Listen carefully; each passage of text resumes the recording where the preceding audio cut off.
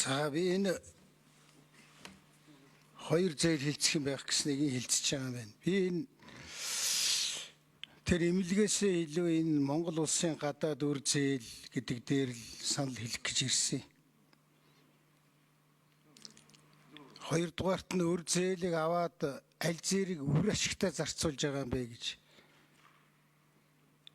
Би Эрдэнэтэй сонгогдоод тэнд нэг хогны үйлдвэр барина гэж нэг 10 сая доллар аваад юу ч босохгүйгээр ингээд дуусчааг хараад би зөндөл олгодоо их хурал дээр ярьсан. Ер нь Монгол улсын үр зээл ийм гэрлийн хурдаар өсөд иж болдгийн байхтай би асуулт асуугаагүй шүү. 475 сая доллар аваад одоо бас нэг хэдэн сургууль барина, эрүүл мэндийн тусламж үйлчилгээг сайжруулна, ажил хүчний ур чадвар хөгжүүлнэ, гамшиг сөрөн дэвсгэрлэх чадварыг бэхжүүлнэ. Улсынхаа төсвийн хөрөнгө оруулалтаа үр ашигтай болгож болохгүй юм байх та. Уг нь тэндээс л маш их хэмжээний мөнгө суларч гарч ирнэ дээ. Одоо зүгээр энэ хоёр юм орж байгааг харахад 500 сая доллар, 500 гараа явчих юм л да.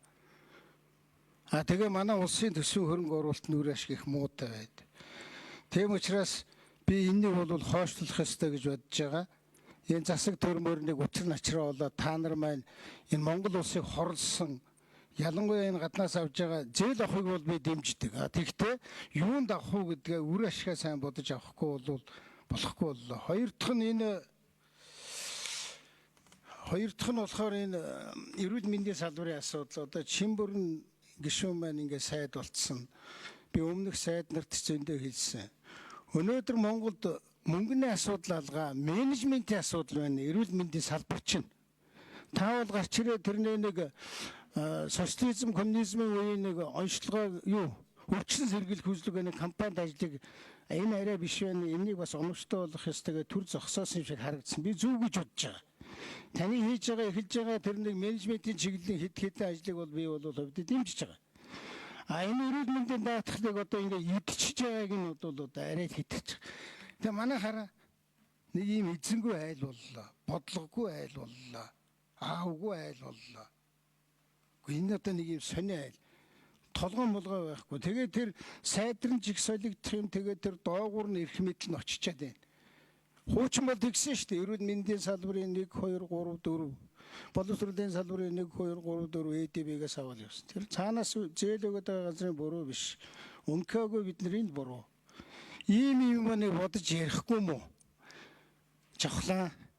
Чи одоо орж ирээд нэг гой юм яриад гүрийгээл тэ нэг гişүүн хэлэхээр тэр гişүүн бүхэнд нэг их атмандал заагаал солиороо суух юм. Чиний үед Монгол улсын гадаад үр зээл бол дампуурлаа шүү дээ.